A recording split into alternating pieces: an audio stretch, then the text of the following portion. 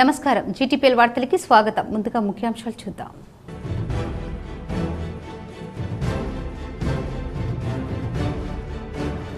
ఉమ్మడి కరీంనగర్ జిల్లాను కమ్మేసిన పొగమంచు, చలి పంజా విసురుతుండటంతో ప్రజల ఇబ్బందులు.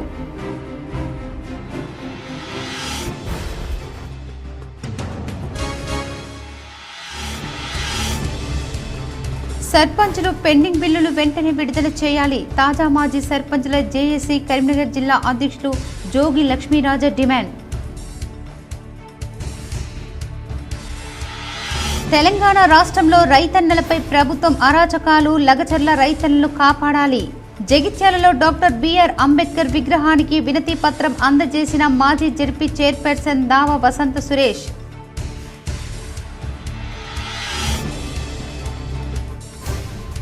దుబాయ్లో జరిగిన బస్సు ప్రమాదంలో గాయపడ్డ భారతీయులను పంపేలా చర్యలు తీసుకోవాలి. న్యూఢిల్లీలో కేంద్ర మంత్రి జయశంకర్ రావును కోరిన ఎంపీ అరవింద్.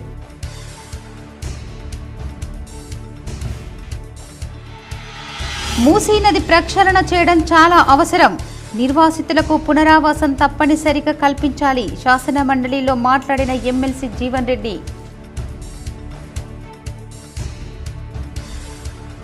కాంట్రాక్టు కార్మికులకు మెరుగైన జీతభత్యాలు అందించాలి. అసెంబ్లీలో ప్రభుత్వాన్ని కోరిన Ramagundam MLA Raj Tagore.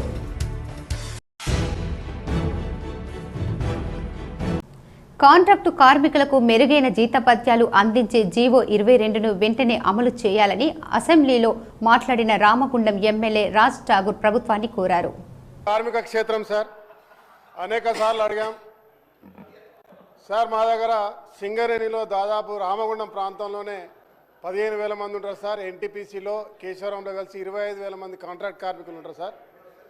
22 GO implement చేస్తే స్కిల్, అన్స్కిల్, సెమీ స్కిల్ కింద వాళ్ళకి జీతాలు పెరిగే అవకాశం ఉంటుంది సార్. పర్మనెంట్ కార్మికులకు ఒక్కొక్కరికి ₹1,00,000 జీతం వస్తుంది సార్. వారితో సమానంగా పనిచేస్తున్న వారికి జీతాలు రావు సార్. అనేక సార్లు ప్రభుత్వ దృష్టికి తీసుకెళ్ళాం.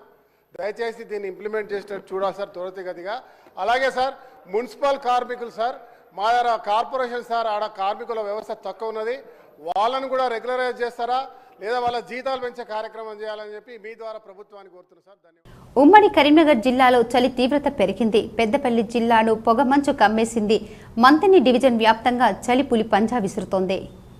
కరీంనగర్లో ఒక్కసారి ఉష్ణోగ్రతలు తగ్గి చలి ప్రభావం పెరిగింది. తెల్లవారుజామున 5 నుంచి 9 గంటల వరకు పొగమంచుతో దారి కూడా కనిపించలేని పరిస్థితి ఏర్పడింది. వాహనాల రాకపోకలకు స్వల్ప అంతరాయం ఏర్పడింది. చలి తీవ్రతతో పిల్లలు, వృద్ధులు ఇళ్ల నుంచి బయటకు వెళ్లలేని పరిస్థితి ఉంది. 9 గంటలైనా బయటికి రాలేకపోతున్నారు. రహదారులు కనపడకుండా పొగమంచు ఉండటంతో వాహనదారులు లైట్లు వేసుకొని రాకపోకలు సాగిస్తున్నారు. వాహనదారులు వాహనాలు నడిపేందుకు ఇబ్బందులు పడుతున్నారు. ఇంకా కొన్ని రోజులు చలి తీరును ఉంటుందని జాగ్రత్తలు పాటించాలని వైద్యులు సూచిస్తున్నారు. ప్రజలు చలి మంటలు వేసుకొని చలి నుంచి ఉపశమనం పొందుతున్నారు. దేశానికి అన్నం పెట్టే రైతులకు సంఖ్యలు వేస్తారా అని జగిత్యాల సురేష్ ప్రశ్నించారు. తెలంగాణ రాష్ట్రంలో రైతన్నలపై జరుగుతున్న అరాచకాలను, అణచివేతల నుంచి ముఖ్యమంత్రి రేవంత్ రెడ్డి అరాచకాల నుంచి లగచర్ల రైతన్నలను కాపాడాలని జగిత్యాల తహసీల్దార్ చౌరస్తాలోని డాక్టర్ బిఆర్ అంబేద్కర్ విగ్రహానికి జిల్లా బీఆర్ఎస్ నాయకులతో కలిసి మాజీ జెడ్పీ చైర్పర్సన్ దావా వసంత సురేష్ వినతి పత్రం అందజేశారు. ఈ సందర్భంగా వారు మాట్లాడుతూ భారత రాజ్యాంగంపై ప్రమాణం చేసి అధికారంలోకి వచ్చి కాంగ్రెస్ ప్రభుత్వం అడుగడుగున రాజ్యాంగాన్ని కాలరాస్తుందని, అన్నింటికంటే ముఖ్యంగా దళిత గిరిజనులకు ఈ రాజ్యాంగ వ్యతిరేక చర్యల వల్ల తీవ్రంగా అణచివేతకు గురవుతున్నారు. పేద, దళిత, గిరిజన రైతులు తరతరాలుగా సాగు చేసుకుంటున్న భూములను బలవంతంగా లాక్కొని వారిని రోడ్డున పడేసి కుట్ర చేస్తోంది. ఈ కాంగ్రెస్ సర్కార్ రాజ్యాంగ వ్యతిరేక అడుగడుగున వ్యవహరిస్తున్న ఈ ప్రభుత్వానికి బుద్ధి రావాలని, మీరు మీ బుద్ధి మార్చుకోవాలని కోరుకుంటున్నామన్నారు. స్వయంగా ముఖ్యమంత్రి నియోజకవర్గంలో కొడంగల్లోని లగచర్లలో పేద రైతన్నుల భూములను బలవంతంగా లాక్కునేందుకు ప్రభుత్వం కుట్ర చేస్తోంది. ఓసారి ఫార్మా విలేజ్ అని, మరోసారి ఇండస్ట్రియల్ కారిడార్ అని మాయమాటలు చెప్తూ ఏదోలాగా రైతన్నుల భూములను లాక్కొని ఆదానికి తన అల్లుడికి అప్పచెప్పాలని రాష్ట్ర ముఖ్యమంత్రి రేవంత్ రెడ్డి కుట్ర చేస్తున్నారు. లగచర్ల రైతులపై అక్రమంగా కేసులు పెట్టి వారిపై 3rd డిగ్రీ ప్రయోగించి జైళ్లలో నిర్బంధించి రైతన్నుల చేతులకు బేడీలు వేసిన కాంగ్రెస్ ప్రభుత్వం నిరంకుశ అణచివేత విధానాలకు నిరసనగా రైతన్నులపై నమోదు చేసిన కేసులను వెనక్కి తీసుకోవాలని కోరారు. ఈ కార్యక్రమంలో పట్టణ అధ్యక్షులు గట్టు సతీష్, మాజీ జెడ్పీ వైస్ చైర్మన్ హరిచరణ్ రావు, మాజీ మార్కెట్ కమిటీ చైర్మన్ శీలం ప్రియాంక, అర్బన్ రూరల్ మండల అధ్యక్షులు తుమ్మ గంగాధర్ ఆనందరావు, పట్టణ ప్రధాన కార్యదర్శి ఆనందరావు, పట్టణ ఉపాధ్యక్షులు ఒల్లం మల్లేష్, బీఆర్ఎస్ కౌన్సిలర్లు తదితరులు పాల్గొన్నారు. రాజ్యాంగాన్ని కూడా కాలరాస్తున్నటువంటి ఈ కిరాతకమైనటువంటి ప్రభుత్వం, కిరాతకమైనటువంటి నాయకుడు రేవంత్ రెడ్డి గారి పరిపాలన ఎట్లుందంటే, ఇవాళ దళిత గిరిజన రైతన్నలు మరి భూమి మీద ఆధారపడి జీవించే వాళ్ళు, వ్యవసాయం చేసుకొని కూలీలు చేసుకొని పనిచేసే వాళ్ళు మరి వాళ్ళ యొక్క భూములను లాక్కొని వాళ్ళ యొక్క జీవనాధారాన్ని మరి కడుపు మీద కొట్టి ఇవాళ లాక్కొని ఏదైతే వాళ్ళను జైల్లో వేసి వేడీలు వేసిరో దీనికి నిరసనగా మరి ఇవాళ బీఆర్ఎస్ పార్టీ అంతా కూడా అండగా ఉంటుంది. ఎంత దుర్మార్గమైన పాలన చేస్తూ ఉన్నదంటే, మరి పట్టభూములు ఏదైతే హైకోర్టుకు కానీ ప్రభుత్వానికి కూడా చాలాసార్లు విజ్ఞాపన వేసుకున్నారు. మా భూములు లాక్కోవద్దు, మా జీవితం కూడా, మా కుటుంబం అంతా ఇదే భూమిపైన ఆధారపడి జీవిస్తూ ఉన్నామని చెప్పేసి ఎన్నిసార్లు విజ్ఞాపన పెట్టుకున్నా కూడా వాళ్ళను ఇవాళ మీరు ఎన్నిసార్లు విజ్ఞాపించినా కూడా మిమ్మల్ని పట్టించుకోమని చెప్పేసి ఇవాళ జైల్లో వేసేది. ఒక రైతుకు లాస్ట్ గుండెపోటు కూడా వచ్చే పరిస్థితి ఇవాళ రేవంత్ రెడ్డి చేస్తూ ఉన్నారు. ఇలా రాష్ట్రంలో మొత్తం ఎక్కడ చూసినా కూడా ఆత్మహత్యలు జరుగుతున్నాయని అంటే అవి రేవంత్ రెడ్డి గారు చేసినటువంటి ఆత్మహత్యలే, ప్రభుత్వం చేసినటువంటి ఆత్మహత్యలే. ఒక్కటి కాదు, రైతుల ఆత్మహత్యలు, విద్యార్థుల ఆత్మహత్యలు, నేతన్న ఆత్మహత్యలు, ఈ విధంగా చెప్పుకుంటూ పోతే ఈ రాష్ట్రంలో ఏం జరిగింది అభివృద్ధి అంటే అభివృద్ధి సున్నా. ఏదున్నా కూడా నిరంకుశ నియంతృత్వ పాలన రేవంత్ రెడ్డి గారు చేస్తూ ఉన్నారు. కాబట్టి ఇవాళ రేవంత్ రెడ్డి గారికి అదేనా కాంగ్రెస్ ప్రభుత్వంలో ఉన్నటువంటి ప్రజాప్రతినిధులకు కనువిప్పు కలగాలి. బిఆర్ అంబేద్కర్ గారి మరి రచించిన రాజ్యాంగాన్ని కాలరాస్తున్నారు. కాబట్టి మరొక మారు వాళ్ళకి జ్ఞానోదయం కలగాలని చెప్పేసి మా బీఆర్ఎస్ పార్టీ కుటుంబ సభ్యులందరి పక్షాన మేము జైత్యాల్ కాన్స్టిట్యున్సీ తరఫున ఇవాళ అంబేద్కర్ గారికి వినతి పత్రం అందజేస్తూ ఉన్నాం. నిజంగా ఒక్కటంటే ఒక పథకం అమలు చేయలే రేవంత్ రెడ్డి గారు వచ్చినప్పటి నుండి, ఇది మంచిది కాదు. లగచర్ల రైతులను అరెస్టు చేసి బేడీలు వేయటం పట్ల ఉమ్మడి కరీంనగర్ జిల్లా వ్యాప్తంగా బీఆర్ఎస్ నాయకులు నిరసన చేశారు. లగచర్ల రైతులపై అక్రమంగా కేసులు పెట్టి అరెస్టు చేసి బేడీలు వేయటం పట్ల బీఆర్ఎస్ ఉమ్మడి కరీంనగర్ జిల్లా వ్యాప్తంగా ఆందోళనకు దిగింది. అంబేద్కర్ విగ్రహాలకు పూలమాలలు వేసి వినతి పత్రాలు సమర్పించారు. కరీంనగర్లో బీఆర్ఎస్ జిల్లా అధ్యక్షుడు జీవి రామకృష్ణారావు, మాజీ మేయర్ సర్దార్ రవీందర్ సింగ్, నగర అధ్యక్షులు చల్ల హరిశంకర్ ఆధ్వర్యంలో అంబేద్కర్ విగ్రహానికి పూలమాలలు వేసి నివాళులు అర్పించారు. రాజ్యాంగ స్ఫూర్తికి విరుద్ధంగా ప్రవర్తిస్తున్న సీఎంకు జ్ఞానోదయం కల్పించాలని అంబేద్కర్ విగ్రహానికి వినతి పత్రం సమర్పించారు. భారత రాజ్యాంగంపై ప్రమాణం చేసి అధికారంలోకి వచ్చిన కాంగ్రెస్ ప్రభుత్వం అడుగడుగునా రాజ్యాంగాన్ని కాలరాస్తుందన్నారు. దళిత గిరిజనుల రాజ్యాంగ వ్యతిరేక చర్యల వల్ల తీవ్రంగా అణిచివేతకు గురవుతున్నారని ఆవేదన వ్యక్తం చేశారు. పేద దళిత గిరిజన రైతులు తరతరాలుగా సాగు చేసుకుంటున్న భూములను బలవంతంగా లాక్కొని వారిని రోడ్డున పడేసి కుట్ర చేస్తుందని ఆగ్రహం వ్యక్తం చేశారు. ఓసారి ఫార్మా విలేజ్ అని, మరోసారి ఇండస్ట్రియల్ కారిడార్ అని మాయమాటలతో రైతన్నల భూములను లాక్కొని ఆదాయానికి తన అల్లుడికి అప్పచెప్పేందుకు కుట్రలు చేస్తున్నారని ఆరోపించారు. లగచర్ల రైతులపై పెట్టిన అక్రమ కేసులు ఎత్తివేసి వెంటనే విడుదల చేయాలని డిమాండ్ చేశారు. లేనిచో రాబోయే రోజుల్లో లగచర్ల రైతులకు బీఆర్ఎస్ అండగా నిలిచి కాంగ్రెస్ ప్రభుత్వం మెడలు వంచుతామని వార్నింగ్ ఇచ్చారు. దళిత గిరిజనుల భూములు తాతలు ముత్తాతల నుంచి వారు దున్నుకుంటున్నటువంటి వ్యవసాయ భూములను వారు ఈరోజు బలవంతంగా లాక్కొనే కాకుండా వారి హక్కుల కోసం వారు పోరాడితే వాళ్ళను ఘోరంగా జైల్పాలు చేసి బేడీలేసి తీవ్రమైనటువంటి అన్యాయం జరుగుతున్నది. మరి నిన్నగాక మొన్న కూడా ఒక గిరిజన రైతు ఆయన గుండెపోటు వచ్చిందని చెప్పి హాస్పిటల్ తీసుకుపోయేటప్పుడు ఆయనకు బేడీలు కట్టి హాస్పిటల్కి తీసుకునే సంగతి మనం చూసినాం. ఈరోజు మేము బాబాసాహెబ్ అంబేద్కర్ గారికి విజ్ఞప్తి చేస్తున్నాము. మా యొక్క వినతి పత్రం ద్వారా బాబాసాహెబ్ అంబేద్కర్ గారు మీరు రచించినటువంటి రాజ్యాంగ స్ఫూర్తికి వ్యతిరేకంగా ఈ రాష్ట్ర ముఖ్యమంత్రి రేవంత్ రెడ్డి గారు పనిచేస్తున్నారు. ఆయనకు ప్రభుత్వానికి కొంచెం వివేకం ప్రదర్శించండి, తెలివితేటలు వచ్చే విధంగా ఆయనను కోరండి. అదేవిధంగా ఈ యొక్క ప్రజలను ప్రత్యేకంగా గిరిజన దళితులను మంచిగా చూసుకోమని చెప్పి ముఖ్యమంత్రి గారికి కనువిప్పు చేయాలని చెప్పి కూడా ఇవాళ మేము భారత రాష్ట్ర సమితి కరీంనగర్ జిల్లా శాఖ తరఫున ఇచ్చినాము. సీఎం రేవంత్ రెడ్డి సొంత నియోజకవర్గం కొడంగల్లోని లగచర్ల రైతుల భూములను అక్రమంగా తీసుకోవడాన్ని నిరసిస్తూ పెద్దపల్లి జిల్లా గోదావరి కడిలో గులాబీ పార్టీ శ్రేణులు ఆందోళన చేపట్టారు. రామగుండం కార్పొరేషన్ కార్యాలయం సమీపంలోని డాక్టర్ బిఆర్ అంబేద్కర్ విగ్రహానికి జిల్లా బీఆర్ఎస్ పార్టీ అధ్యక్షుడు మాజీ ఎమ్మెల్యే కోరుకంటి చందర్ ఆధ్వర్యంలో వినతి పత్రం ఇచ్చారు. ఈ సందర్భంగా ఆయన మాట్లాడుతూ కాంగ్రెస్ పార్టీ ప్రభుత్వంలోకి వచ్చిన నాటి నుండి రైతులను నానా రకాలుగా ఇబ్బందులకు గురి చేస్తున్నారని చెప్పారు. రైతులకు సంబంధించిన భూములను బలవంతంగా ఆక్రమించడం సరైన విధానం కాదని ఆగ్రహం వ్యక్తం చేశారు. ప్రశ్నిస్తే కేసులు పెట్టి సంఖ్యలతో రైతులను, దళితులను, బహుజనులను జైలుకు పంపిస్తున్నారని చెప్పారు. బాధితులకు బీఆర్ఎస్ పార్టీ అండగా ఉంటుందన్నారు. అంబేద్కర్ గారికి వినతి పత్రం అందించడం జరిగింది.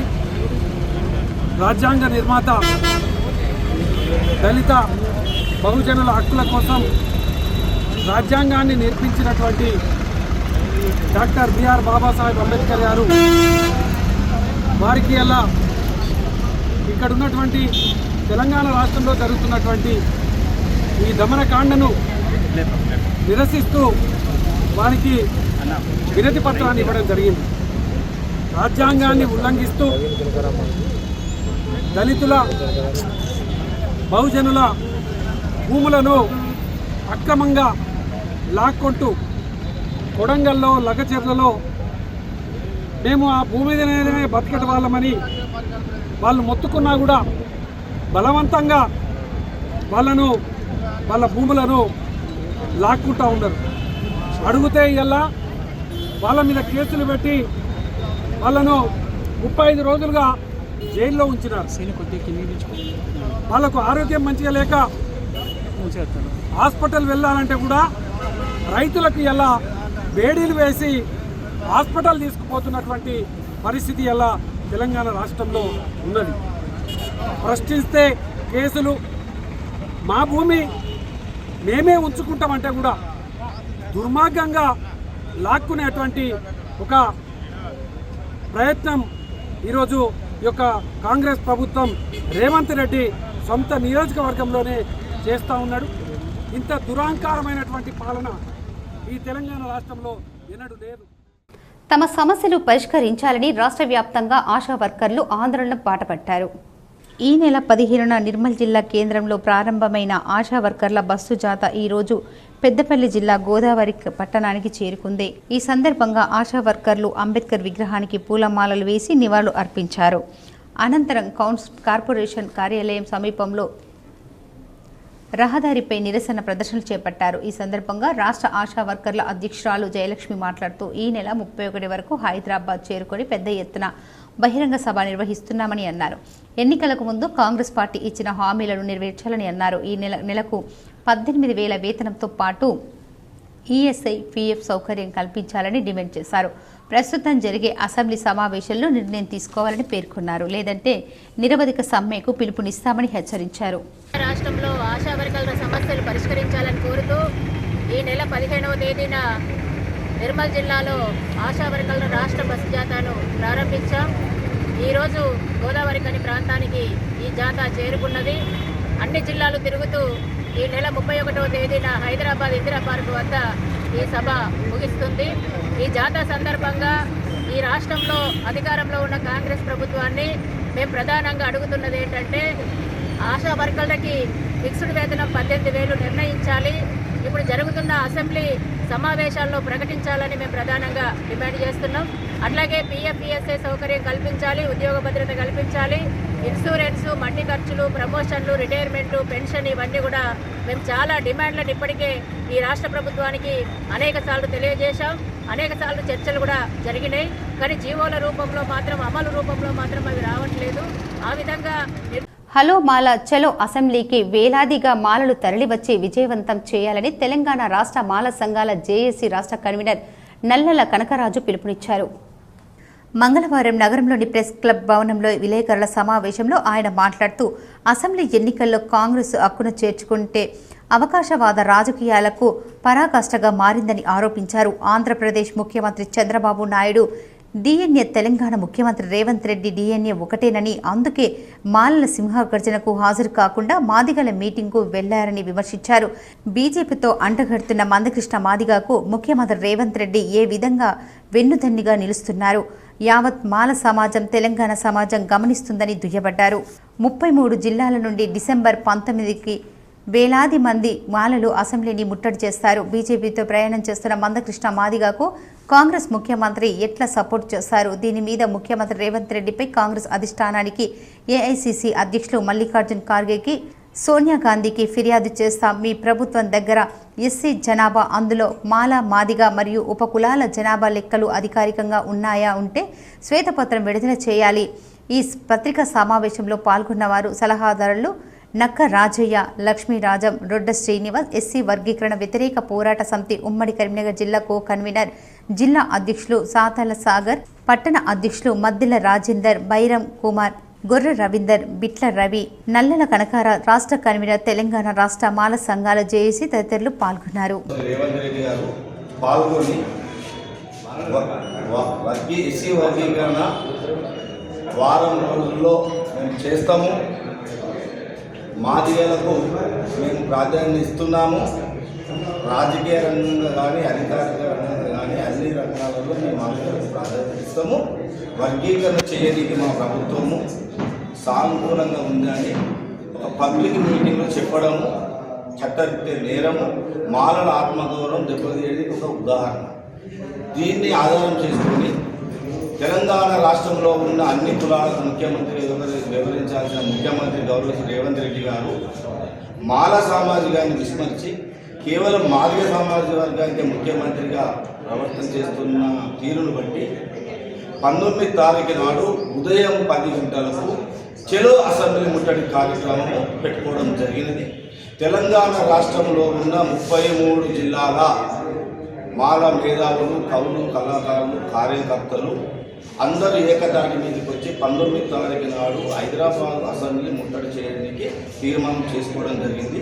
అందులో భాగంగా ఈరోజు ఉమ్మడి కరీంనగర్ జిల్లాలో కూడా ఈ ప్రెస్ మీట్ ఏర్పాటు చేసుకోవడం జరిగింది.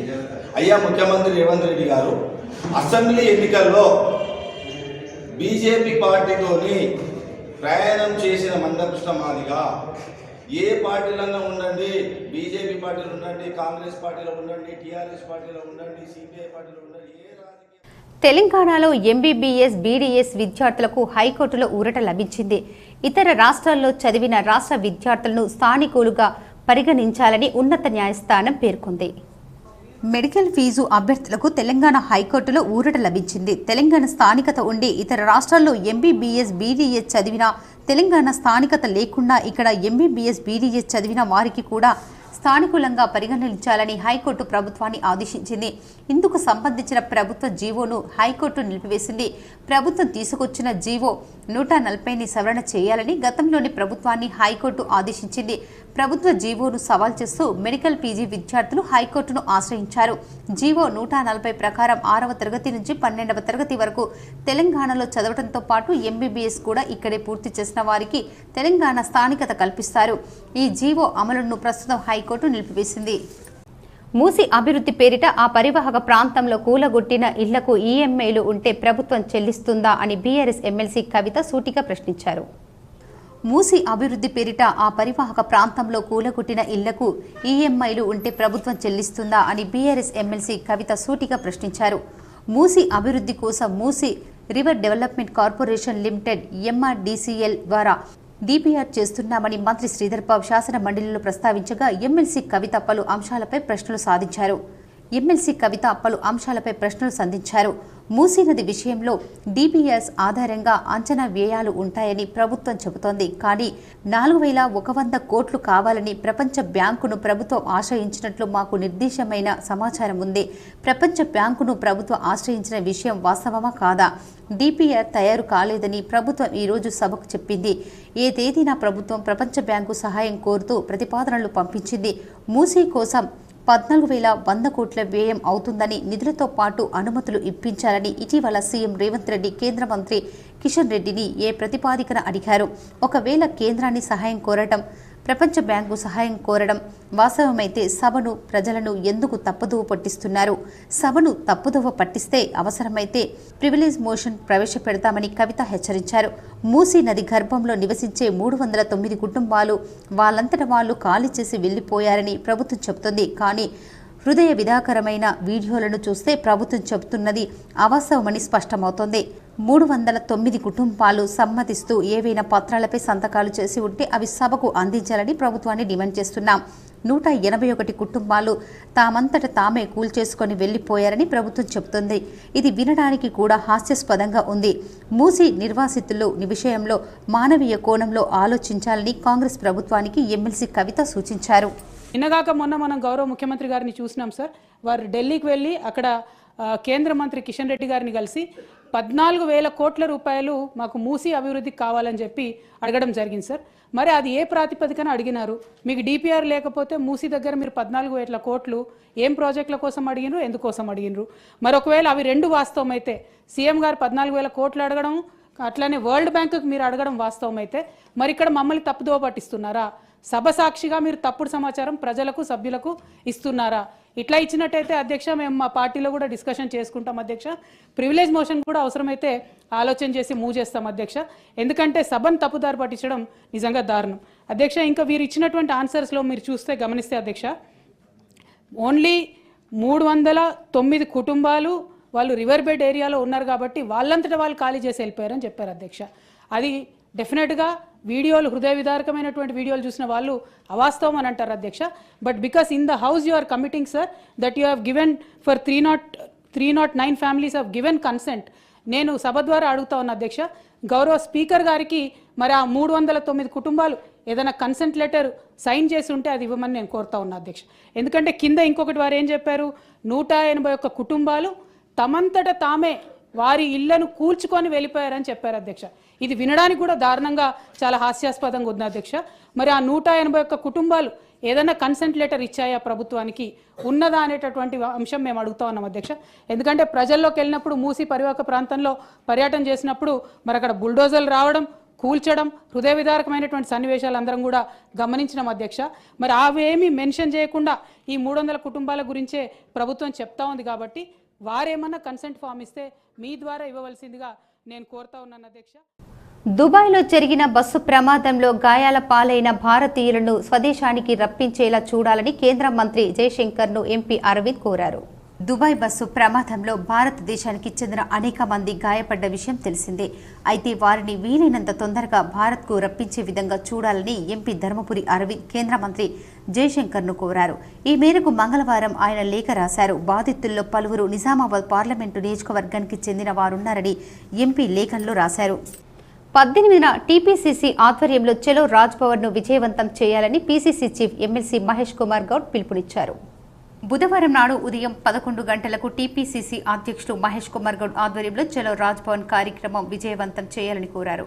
18న నెక్లెస్ రోడ్డులోని ఇందిరాగాంధీ విగ్రహం వద్ద భారీ జన సమీకరణతో రాజ్భవన్ వరకు ప్రదర్శనగా చలో రాజ్భవన్ కార్యక్రమాన్ని నిర్వహిస్తున్నామని PCC chief MLC Mahesh Kumar Goud తెలిపారు. ఈ ప్రదర్శనలో సీఎం రేవంత్ రెడ్డి, ఉప ముఖ్యమంత్రి బట్టి విక్రమార్క, ఏఐసీసీ ఇన్ఛార్జ్ దీపాదాస్ మున్షి, మంత్రులు, ఎంపీలు, ఎమ్మెల్సీలు, ఎమ్మెల్యేలు, సీనియర్ నాయకులు పాల్గొంటున్నారు. అమెరికాలో గౌతమ్ అదానీపై వచ్చిన ఆర్థిక అవకతవకలు దేశ వ్యాపార ఆర్థిక రంగాల్లో పరువును దెబ్బతీశాయి. అదానీపై ఆర్థిక అవకతవకలు, నేరారోపణలు, అవినీతి, మోసం, మనీ లాండరింగ్ అంశాలలో ఆయనపై ఆరోపణలు దేశ ప్రతిష్టను దెబ్బతీశాయి. అలాగే మణిపూర్లో వరుసగా జరిగిన అల్లర్లు, విధ్వంసాలపై మోడీ ఇప్పటి వరకు అక్కడకు వెళ్లకపోవడం లాంటి అంశాలపై ఏఐసీసీ ఇచ్చిన పిలుపు మేరకు బుధవారం చలో రాజ్భవన్ కార్యక్రమాలు ఉన్నాయి. ఈ అంశాలపై ఏఐసీసీ ఇచ్చిన పిలుపు మేరకు టీపీసీసీ ఆధ్వర్యంలో చేపడుతున్న ప్రదర్శనకు భారీగా తరలిరావచ్చి విజయవంతం చేయాలన్నారు. ఇప్పుడు కొన్ని మండలాల వార్తలు చూద్దాం.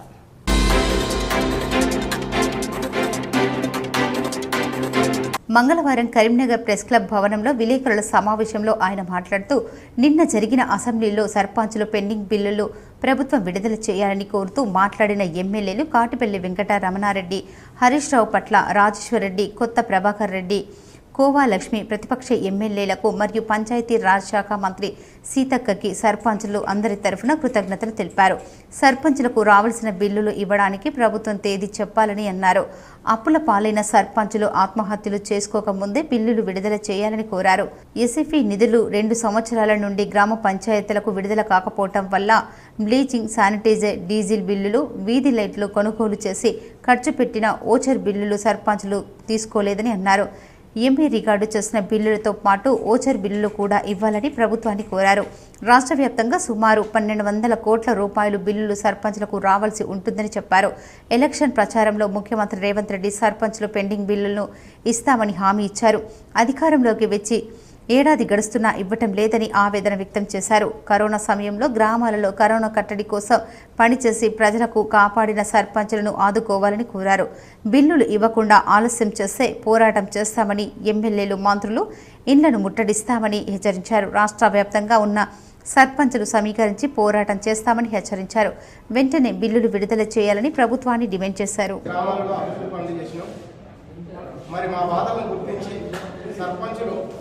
అప్పుల పాలయ్యారు, వారికి బిల్లులు ఇవ్వాలని నిన్న అసెంబ్లీలో మాట్లాడినటువంటి గౌరవ ఎమ్మెల్యేలకు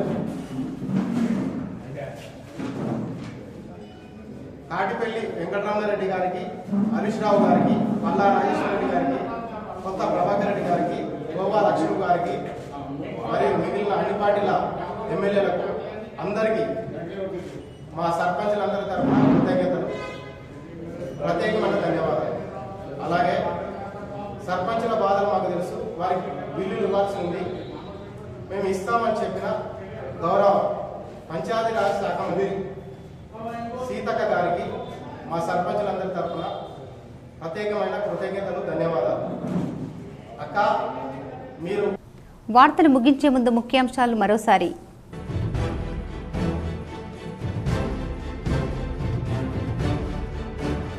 ఉమ్మడి కరీంనగర్ జిల్లాను కమ్మేసిన పొగమంచు, చలి పంజా విసురుతుండటంతో ప్రజల ఇబ్బందులు.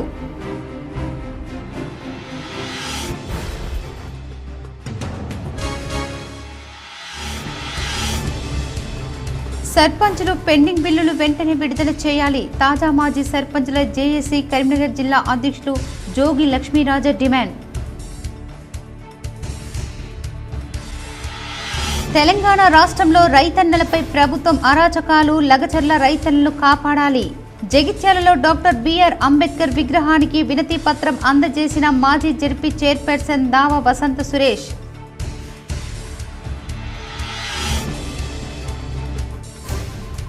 దుబాయ్లో జరిగిన బస్సు ప్రమాదంలో గాయపడ్డ భారతీయులను పంపేలా చర్యలు తీసుకోవాలి.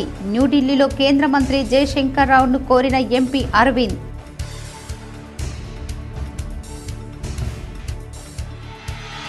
మూసీ నది ప్రక్షాళన చేయడం చాలా అవసరం. నిర్వాసితులకు పునరావాసం తప్పనిసరిగా కల్పించాలి. శాసన మండలిలో మాట్లాడిన ఎమ్మెల్సీ జీవన్ రెడ్డి.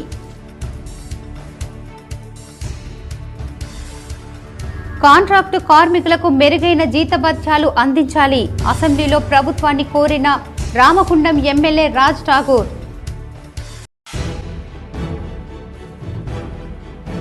ఈ వార్తలు ఇంతటితో సమాప్తం. తిరిగి ప్రసారమే వార్తల్లో మళ్ళీ కలుద్దాం. అంతవరకు చూస్తూనే ఉండండి మీ GTPN న్యూస్.